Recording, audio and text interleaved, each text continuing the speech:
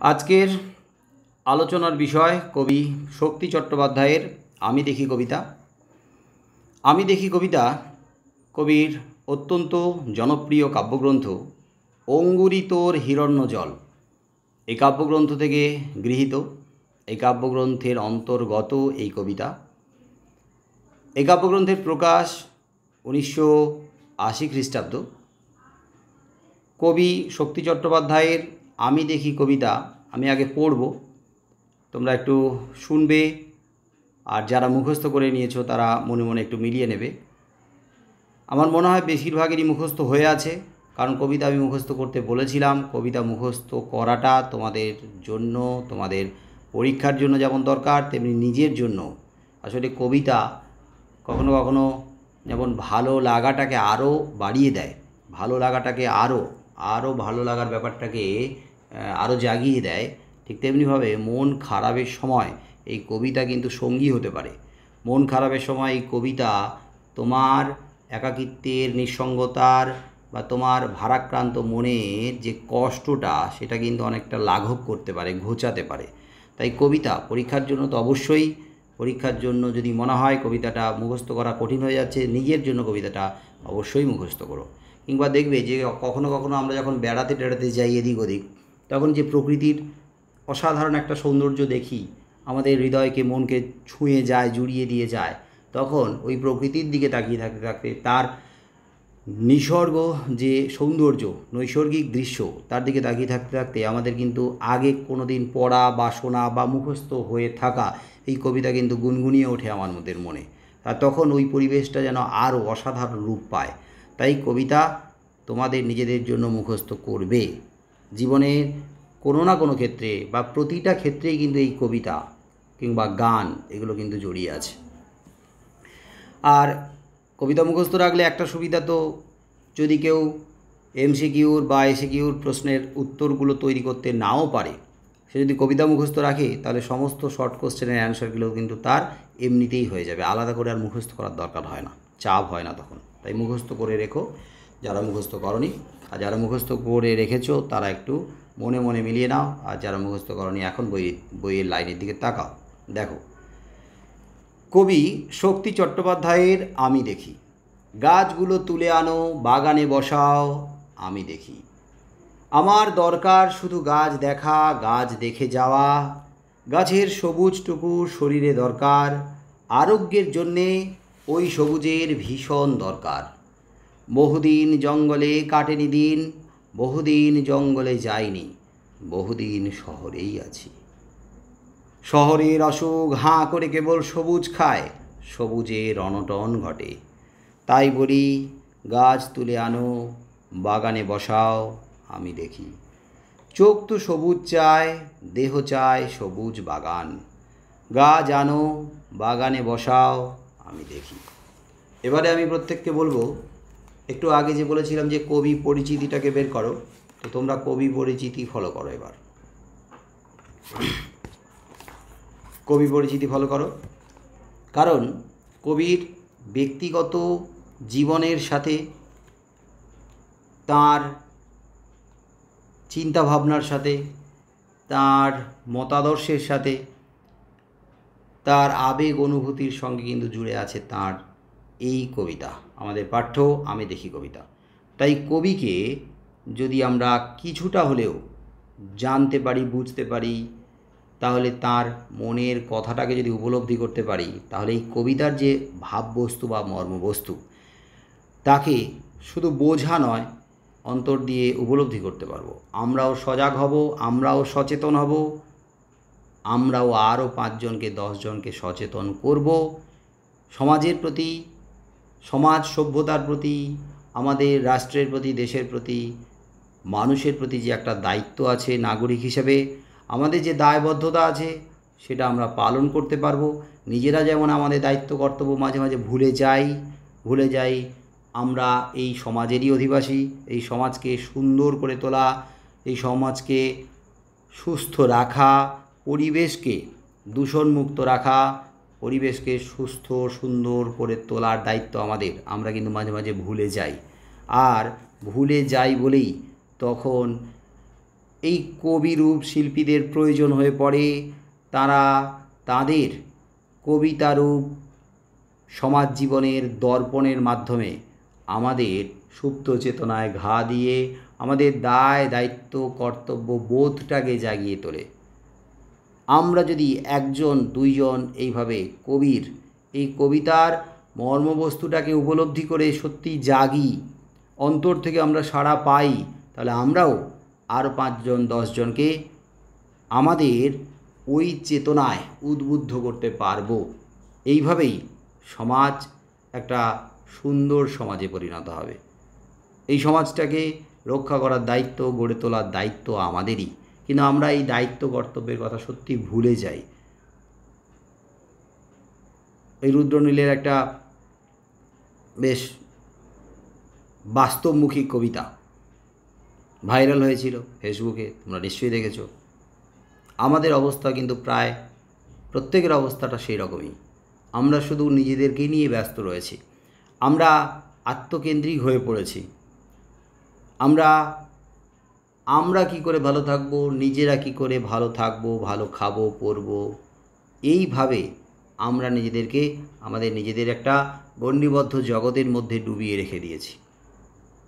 ওই যে আমরা এমন ধরনের মানুষ যারা বারান্দা থেকে আমরা নামি না, 7-5 থাকি না। কবিতাটা নিশ্চয়ই শুনেছ। তো সত্যি কবিতার মধ্যে যে গভীর অর্থ লুকিয়ে রয়েছে, যে অর্থটা আমাদের মতো এই আত্মকেন্দ্রিক বা স্বার্থপর সমাজ থেকে মুখ ফিরিয়ে রাখা এই নির্বিকার মানুষের জন্য, এটা আমাদের গালে সপাটে একটা থাপ্পড়। এই কবিতা মানে তাই। কবিতা যখন ঘা দেয় বিবেকে, কবিতা যখন মনুষ্যত্বকে জাগিয়ে তোলে, মানবিকতাকে জাগিয়ে তোলে, তখন সেই কবিতা ভদ্রলোকের, ভদ্র সমাজের, ভদ্রলোকের যে সুপ্ত চেতনাতে আঘাত করা, তা যেন এক অর্থে একটা জোরে সপাটে থাপ্পড় দেওয়ার সমান। যাই হোক, ছোটো থেকে তোমরা গাছ সম্পর্কে, গাছের গুরুত্ব সম্পর্কে, বৃক্ষ সম্পর্কে, অরণ্য সম্পর্কে, তার অবদান সম্পর্কে পড়ে এসছো। তা সত্ত্বেও তোমরা বা আমরা প্রত্যেকে কিন্তু মাঝে মাঝে উদাসীন হয়ে যাই, ভুলে যাই। তাই কবিদের একজন দায়বদ্ধ শিল্পীর মতো নেমে আসতে হয় আমাদের সামনে, আমাদের চেতনাকে আবার জাগিয়ে তুলতে হয়। যাই হোক, কবি তো তাঁর নিজের অনুভূতিটাকে উপস্থাপন করেছেন, কিন্তু সেই অনুভব, সেই অনুভূতি শুধু কবির একার নয়, নিজস্ব নয়। সেই অনুভূতিটা যেন প্রত্যেকটা মানুষের, কিন্তু সেই অনুভূতিটা মাঝে মাঝে কী হয়ে যায় না, কোথায় হারিয়ে যায়। তাই আবার তাকে জাগিয়ে তোলার দরকার হয়।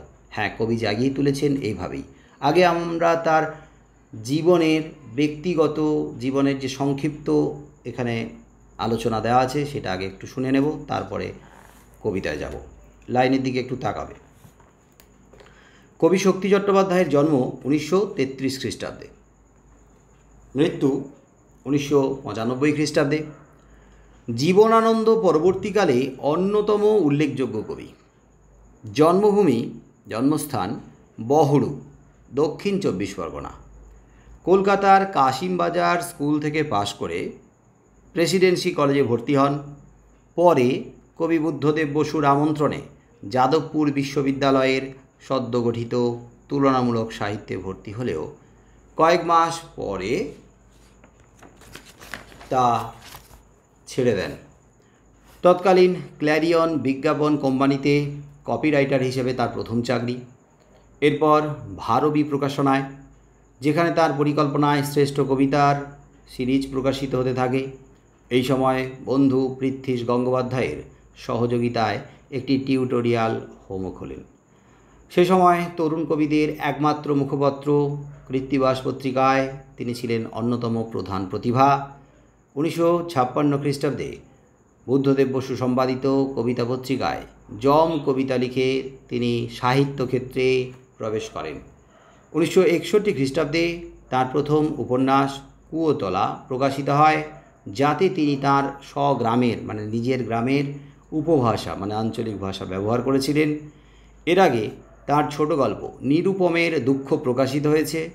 তার অপর দুই উপন্যাস দাঁড়াবার জায়গা ও অবনী বাড়ি আছো একসময় রূপচাঁদ পক্ষী ছদ্মনামে কলকাতা নিয়ে নিয়মিত ফিচার লিখেছেন। পরবর্তীকালে সম্পাদনা করেছেন কবিতা সাপ্তাহিকী। তাঁর কাব্যগ্রন্থের সংখ্যা 51। প্রণীত, অনুদিত, সম্পাদিত কবিতা ও গদ্যগ্রন্থের সংখ্যা 111। তাছাড়া অজস্র অগ্রন্থিত রচনা নানান পত্রপত্রিকায় ছড়িয়ে রয়েছে। অনুবাদ করেছেন মেঘদূত, অমর খৈয়াম, গালিব, লড়কা, রিলকে প্রমুখের কবিতা। যেতে পারি কিন্তু কেন যাব এই কাব্যগ্রন্থের জন্য পেয়েছিলেন সাহিত্য অকাদেমি পুরস্কার। এই যে যেতে পারি কিন্তু কেন যাব এই কবিতার কয়েকটা চরণ আমি ক্লাস 11-এ ডাকাতের মা গল্পের নোটে দিয়েছিলাম প্রথমের দিকে, মনে পড়ছে? যেতে পারি কিন্তু কেন যাব, যেতে পারি যেদিকে দুচোখ যায় চলে যেতে পারি কিন্তু কেন যাব, সন্তানের মুখ ধরে শুধু একটি চুমো খাবো। মনে পড়ছে? প্রথমে ছিল না নোটের প্রথমের দিকে?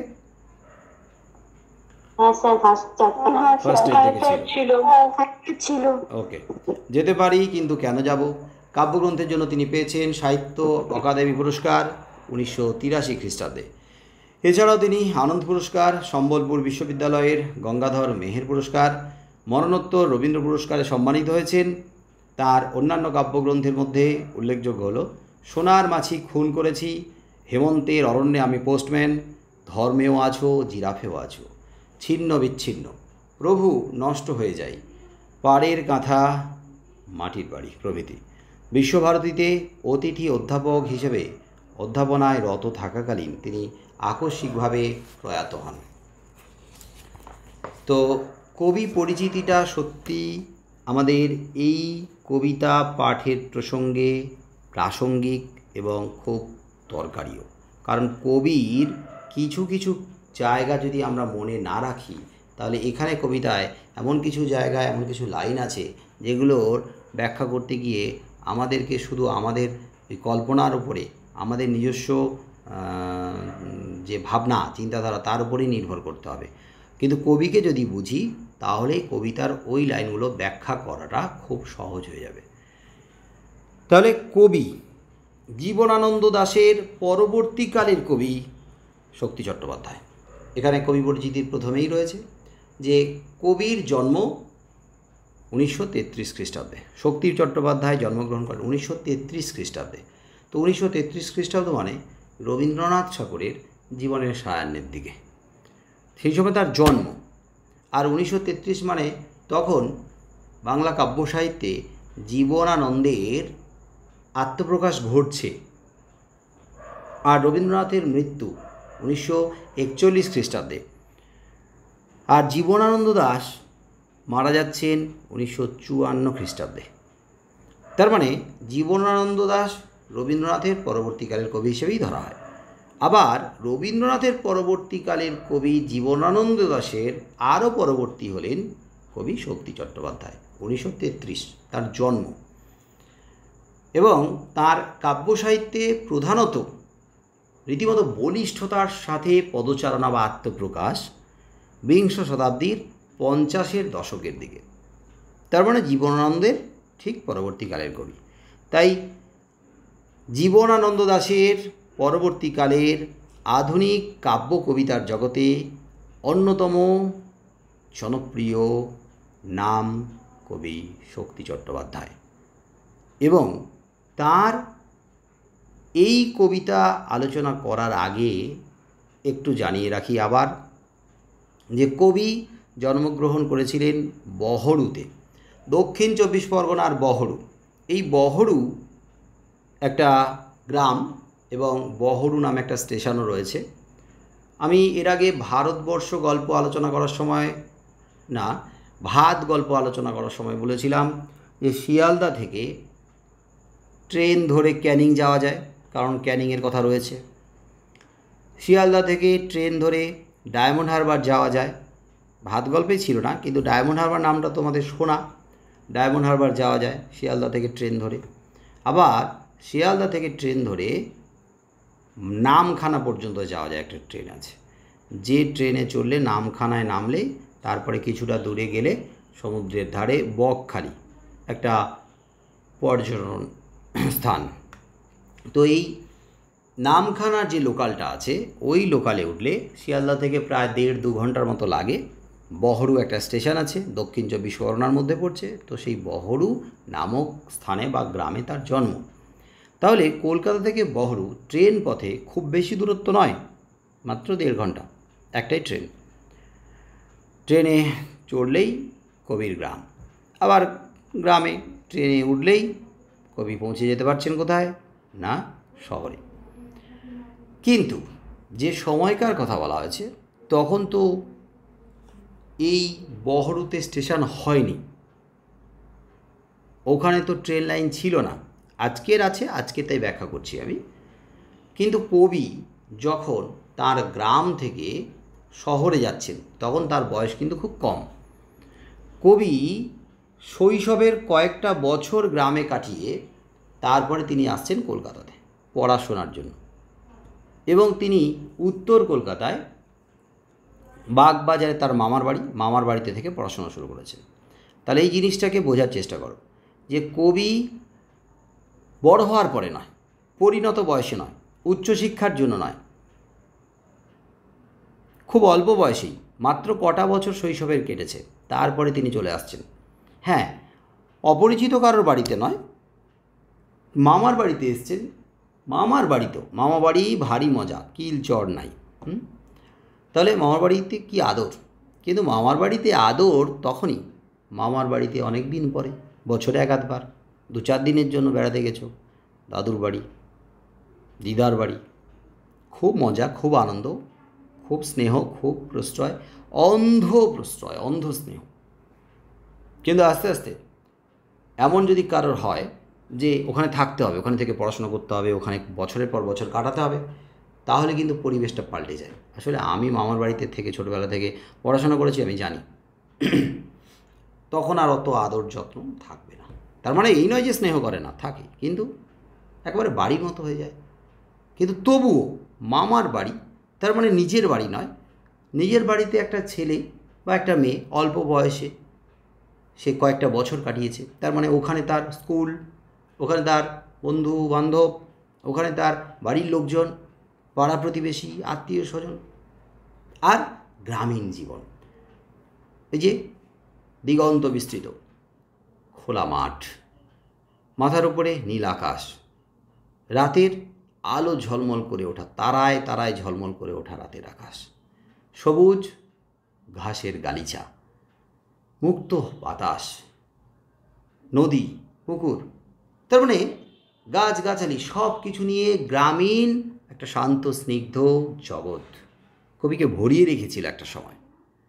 সেই জগৎ ছেড়ে, সেই সহজ সরল আত্মভোলা মানুষগুলোর সান্নিধ্য ছেড়ে কবিকে আসতে হচ্ছে কোথায় না, ইট, কাঠ, পাথর, লোহা, লক্করের মতো কংক্রিটের জঞ্জালে কবিকে আসতে হচ্ছে। তাহলে একে তো একটা জায়গা থেকে খুব ছোটোবেলায় চলে আসার জন্য মনের ভেতরে রয়েছে কষ্ট, যন্ত্রণা, তার উপরে এই গ্রাম বাংলাকে ছেড়ে চলে আসতে হচ্ছে আরেকটা জগতে। এবং সেই জগৎটা কোথায় না, যেখানে সবুজের সান্নিধ্যই নেই। 2-1 জায়গায় বাড়ির ওপরে দাঁড়ালে, ফ্ল্যাটের ওপরে, বিল্ডিংয়ের ওপরে, ছাদের ওপরে দাঁড়ালে 2-1 জায়গায় ছিটে ফোঁটা সবুজ। শহরে তো তাই, কোথাও 1-2 গাছ রয়েছে, আমাদের শিলিগুড়িতেও রয়েছে, ছাদের উপরে দাঁড়ালে মোটামুটি অনেক গাছপালা দেখা যায়। কিন্তু আস্তে আস্তে নগরের একটা প্রবণতা আছে। নগরের প্রবণতা হচ্ছে হাঁ করে সবুজ খাওয়া, মানে খুব তাড়াতাড়ি গোগ্রাসে একেবারে গিলে খেয়ে ফেলা, ধীরে ধীরে নয়। শহরের প্রবণতা প্রথমে ধীরে ধীরে সবুজকে গ্রাস করা, ধীরে ধীরে সবুজ প্রকৃতিকে গ্রাস করা, ধীরে ধীরে আশেপাশে যে গ্রামগুলো তার উপরে প্রভাব বিস্তার করা, এটা শহরের একটা প্রবণতা, টেন্ডেন্সি। কিন্তু সেই শহরটা যখন একটা গ্রাম থেকে ধীরে ধীরে শহরে পরিণত হচ্ছে, তখন তার প্রবণতা, তখন ধীর গতিতে চলাই তার প্রবণতা। কিন্তু শহর, গ্রাম যখন শহরে পরিণত হয়ে গেল এবং অন্যান্য বড় বড় শহরের, এই যে কলকাতার মতো বড় বড় শহর, মেট্রোপলিটন সিটির যে প্রভাব, সেই প্রভাব যখন পড়ে, তখন ওই উঠতি শহরগুলো ভয়ঙ্কর গতি নেয়, ভয়ঙ্কর একটা টেন্ডেন্সি তৈরি হয়, প্রবণতা তৈরি হয় আশেপাশের গ্রামগুলোকে গ্রাস করা, আশেপাশের প্রকৃতিকে একেবারে হজম করে ফেলা। হ্যাঁ, আমাদের শিলিগুড়ি তাই হতে চলেছে, হচ্ছেও এবং হতে চলেছে।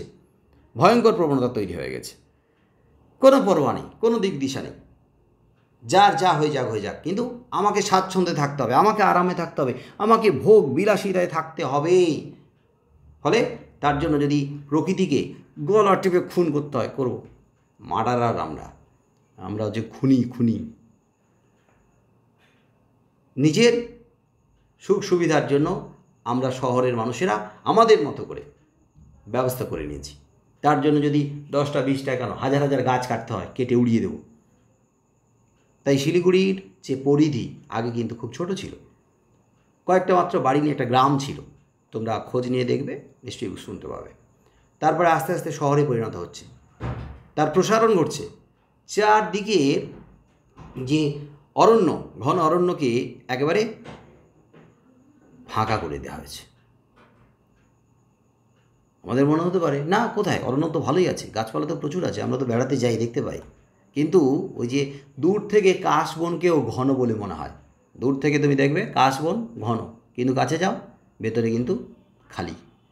এখানকার অরণ্যও তাই, গাছগুলোকে কেটে ফেলা হয়েছে জঙ্গলের ভেতর থেকে, একেবারে মানে কী বলবো, বিঘার পর বিঘা একবারে উজাড় করে দেওয়া হয়েছে। দূর থেকে লাগছে ঘন অরণ্য, কিন্তু ভেতরে ঢুকে গেলে আমরা দেখতে পাই যে কী ভয়ঙ্কর টেন্ডেন্সি চলছে আমাদের এই শহরের, এই প্রবণতা, হাঁ করে সবুজ খাওয়ার প্রবণতা।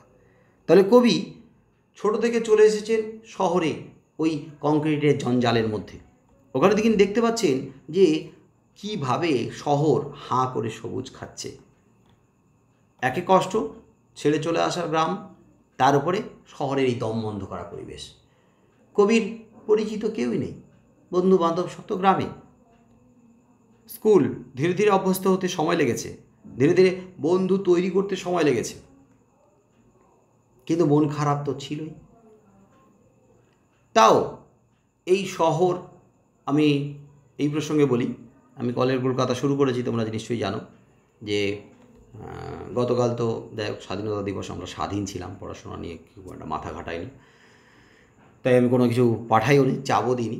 তো আমরা জানি যে প্রত্যেকটা শহরে একটা নিজস্ব সৌন্দর্য আছে, আমাদের শিলিগুড়িরও আছে। কিন্তু যারা প্রথম আসবে শহরে, গ্রাম থেকে আসবে, তারা কিন্তু শহরকে আপন করতে পারবে না, কারণ তাদের কাছে একেবারে নতুন জগৎ, নতুন একটা পরিবেশ। তখন তাদের সবসময় মনে হয় যে এটা পর, এই শহর পর, কেউ কাউকে চেনে না, জানে না, এই লোকগুলো পর, আপন নয় আমার আপন গ্রামে আছে। কিন্তু না, শহরকে তুমি ভালোবাসো, শহরের রাস্তাঘাট অলিগলি তুমি চেনো, শহরের তুমি যেখানে থাকো তার আশেপাশের মানুষের সঙ্গে মিত্রতা, বন্ধুত্ব তৈরি করো, ভালো সম্পর্ক রাখো, দেখবে চারদিকটা মনে হবে খুব সুন্দর হয়ে উঠছে। মানে এই শহর তখন তোমার কাছে সুন্দর বলে মনে হবে। এই শহরকে আগে ভালোবাসতে হবে, তখন এই শহরও তোমাকে ভালোবাসবে, ভালোবাসা দেবে। হ্যাঁ, কবি প্রথম ছোটোবেলায় এসছে, কিন্তু তখন তিনি ভালোবাসতে পারেননি, অল্প বয়স তো, মন বসছিল না। কিন্তু আস্তে আস্তে পড়াশোনার সঙ্গে খাপ খাইয়ে নিয়েছে, প্রতিদিনের ওই যে জীবন, একঘেয়েমি জীবন, সেই জীবনের সঙ্গে অভ্যস্ত হয়ে উঠেছেন। আস্তে আস্তে ভালো লাগা তৈরি হয়েছে। তারপরে উচ্চশিক্ষা কলকাতাতে, তারপর কর্মজীবন কলকাতাতে, তিনি এই কলকাতাতেই কাজের জন্য আটকে পড়েছেন। তাহলে তার জীবিকা বা পেশা হলো কলকাতাতে। আবার তার যে শখ, নেশা, সাহিত্য সাধনা, সেটাও কলকাতাতে থেকেই, কলকাতার এই চৌহদ্দির মধ্যে, গণ্ডির মধ্যে, এই শহরের আবদ্ধ, শহরের দমবন্ধ করা যান্ত্রিক পরিবেশের মধ্যে। তাহলে এই জায়গাতে থেকে আমাদেরকে কবিতাটাকে বুঝতে হবে। আর শেষ জীবনটা তার বিশ্বভারতী বিশ্ববিদ্যালয়ে অধ্যাপনার মধ্য দিয়ে কেটেছিল। আর বিশ্বভারতী মানে কি, সবুজ প্রকৃতি, তার মানে শেষ বয়সটা আবার সবুজের কোলে গাছগাছালি সমারোহের মাঝে কবি শেষ নিঃশ্বাস ত্যাগ করেছেন। তার মানে জীবনের প্রথম, জীবনের শেষ, মাঝখানে তিনি বিভ্রান্ত হয়েছেন। এবারে একটা কথা বলি যে কবির একটা প্রবণতা ছিল, একটা স্বভাব ছিল, সেটা হলো যে কবি মাঝে মাঝে বেপরোয়া হয়ে উঠতেন। বেপরোয়া হয়ে ওঠার যে প্রবণতা, সেটা তোমাদের মতো উঠতি বয়সীদের, তোমরা জানো যে যারা কৈশোরে দাঁড়িয়ে রয়েছে তোমরা, এরপরে আর মাত্র কটা বছর যৌবনে পা দেবে, বেশি আর নেই বাকি। তার মানে কৈশোর, যৌবন, এই বয়সীদের যে স্বভাব, সেটা হলো উচ্ছলতা, একটা উদ্দামতা, একটা বেপরোয়া মানসিকতা। কিন্তু কবি তার মাঝ বয়সে এসে, পরিণত বয়সে এসেও কিন্তু বেপরোয়া মানসিকতার ছিলেন। কবি সংসারী হয়েছেন, স্ত্রী আছে, ছেলে মেয়ে রয়েছে, তার মানে পরিবারে সদস্যরা রয়েছে, তাদের সঙ্গে স্নেহের, ভালোবাসার সম্পর্কের বন্ধনে তিনি আবদ্ধ হয়ে রয়েছেন। আবার অন্যদিকে কলকাতাতে থেকে তার জীবিকার প্রতি দায়বদ্ধতা, তার সাহিত্য চর্চার কারণে সাহিত্যের প্রতি, মানে পাঠকদের প্রতি একটা দায়িত্ব বা দায়বদ্ধতা, তেমনি তিনি একজন শিল্পী, তার মানে নগরের প্রতি, শহরের প্রতি, মানুষের প্রতি, সমাজের প্রতি একটা দায়বদ্ধতা। এই অবস্থার মধ্যেও তার সেই বেপরোয়া মানসিকতাকে কেউ অবদমিত করতে পারেনি। বেপরোয়া মানসিকতা বলতে কি বলতে চাইছি না, মাঝে মাঝে হঠাৎ করে তার মন এই শহরের এই বিষাক্ত, এই দূষিত পরিবেশে বিদ্রোহ করে উঠত। তিনি এখান থেকে ছুটে বেরিয়ে যেতে চাইতেন, পালিয়ে যেতে চাইতেন।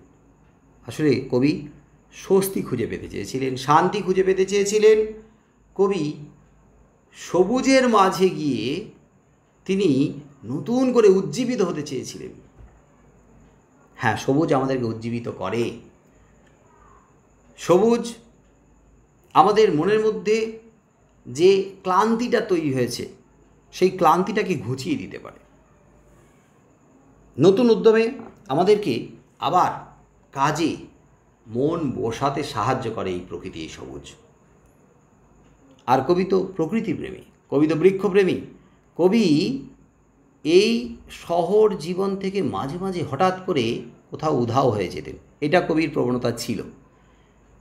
এরকম দেখা গেছে, প্রথম কবি হঠাৎ কাউকে বলেনি, বলা নেই কওয়া নেই, হঠাৎ করে তিনি উধাও হয়ে গেছে। কোথায় কোথায় কোথায় খোঁজ খবর, খোঁজ রব পড়ে গেল, থানা পুলিশ, কোনো খোঁজ পাওয়া যাচ্ছে না, কোনো সন্ধান পাওয়া যাচ্ছে না। আবার হঠাৎ করে কিছুদিনের মধ্যে আবার কবি কোথা থেকে উদয় হয়ে গেলেন। কোথায় গিয়েছিলেন? ও না, তিনি বেরিয়ে পড়েছিলেন ওই গাছগাছালির মাঝে, জঙ্গল টঙ্গল যেখানে আছে ঘুরে ফিরে তিনি এসছেন। অনেকের তো এইরকম ধরনের প্রবণতা আছে, বেড়ানোর স্বভাব রয়েছে। বছরে এক আধবার বেড়াতে না গেলেই তারা হাঁপিয়ে ওঠে, এই জন্য বেরিয়ে পড়ে কখনো কখনো। কিন্তু সবসময় চাইলেও একা বেরিয়ে পড়া সম্ভব হয় না। তোমরা এখন ছোট আছো, তোমরাও যদি এখন চাও, সেটা সম্ভব হয় না, সম্ভব হবেও না। তাদের মধ্যে যারা আবার মেয়েরা রয়েছে, তাদের পক্ষে তো সেই অর্থে সম্ভব নয়ও, অনেকগুলো কারণ তো আছেই। কিন্তু তাদের মধ্যে আবার ছেলেরা এই পাশের বাড়ি গেল, বন্ধুদের সঙ্গে আড্ডা দিল, আসার কথা 2টোর সময়, এলো 3টের সময়, বাড়িতে জানায়নি, একটু বকাঝকা করে, কিন্তু তাও তাদের যেন ছাড় আছে। আর মেয়েদের 1 মিনিট দেরি হলেই ব্যাস খুঁজতে বেরিয়ে পড়ে, একদম ধেয়ে যায় বাড়ি পর্যন্ত। কোথায় গেছে, কোথায় আড্ডা দিচ্ছে, কেন এতক্ষণ থাকবে? তো যাই হোক, তোমাদের এই বয়সেও তাও তোমরা আড্ডা দিতে পারো, তাও তোমরা গল্প করতে পারো, তাও তোমরা বেরিয়ে পড়তে পারো। আর যারা ওই বেড়ানোটাই নেশা করে ফেলেছে, তারা তো না বেড়াতে পারলে, না বেরোতে পারলে তারা মরেই যাবে। কবিও তাদের দলে। কিন্তু ঘটনা হচ্ছে যে বেড়াতে চাইলে কি সবসময় বেড়াতে বেরিয়ে পড়া যায়? দায়িত্ব আছে তো, পরিবারের প্রতি দায়িত্ব আছে, কর্তব্য আছে, কাজের প্রতি দায়িত্ব আছে, সাহিত্যের প্রতি, সমাজের প্রতি দায়িত্ব আছে। তাহলে কবি চাইলেও বেরিয়ে পড়তে পারেন না। কিন্তু বেরোবই আমি, এই যে বেপরোয়া মানসিকতা, একবারে একরোখা মানসিকতা, তাদের যা হয়ে যাক হয়ে যাক। প্রথম প্রথম অশান্তি হতো, কবি চলে যেতেন। তারপরে এটা যখন অভ্যাসে দাঁড়িয়ে গেল তখন আর বাড়ির লোকেরা ওটাকে মেনে নিয়েছিল, আর কিছু বলতোও না। তো কবি কোথায় যেতেন? কবি কোথায় যেতেন এখানে কিন্তু দেয়াই আছে, এই কবিতাতে কিন্তু দেয়া আছে, লাইনে কিন্তু বলা আছে যে কবি কোথায় যেতেন। মাঝে মাঝে কবি চলে যেতেন জঙ্গলে দিন কাটাতে, মানে গাছ, অরণ্য, সবুজ প্রকৃতির ওই উদার শ্যামল সবুজ অঙ্গনে কবি নিজেকে মেলে দিতেন। একটা লাইন আছে, দেখে নাও। বহুদিন জঙ্গলে কাটেনি দিন, বহুদিন জঙ্গলে যায়নি, বহুদিন শহরেই আছি। এখান থেকে যদি প্রশ্ন আসে নিশ্চয়ই বলতে পারবে, লিখতে পারবে যে কেন কবি বহুদিন শহরেই আছেন, বা কেনই তিনি বহুদিন জঙ্গলে যাননি, বহুদিন তার জঙ্গলে দিন কাটেননি। একটাই কথা আমরা আগে লিখব যে কর্তব্য, দায় দায়িত্ব কর্তব্য তার বন্ধনে বাধা পড়ে গেছেন কবি। কবি কর্মের তাগিদে আটক পড়ে গেছেন বা আটকা পড়ে গেছেন। কোথায়? শহরে। তাই তিনি এখান থেকে চাইলেও অনেক দিন ধরে বেরোতে পারছেন না। ওই জন্যই কবির মন ছটফট করছে। তিনি অন্তর থেকে কষ্ট যন্ত্রণা অনুভব করছেন, আর সেই যন্ত্রণার বহিঃপ্রকাশ এরকমভাবে যে বহুদিন জঙ্গলে কাটেনি দিন, বহুদিন জঙ্গলে যায়নি, বহুদিন শহরেই আছি। এ রাত দুপুরে কুকুরগুলো তো উৎপাত শুরু করেছে রে।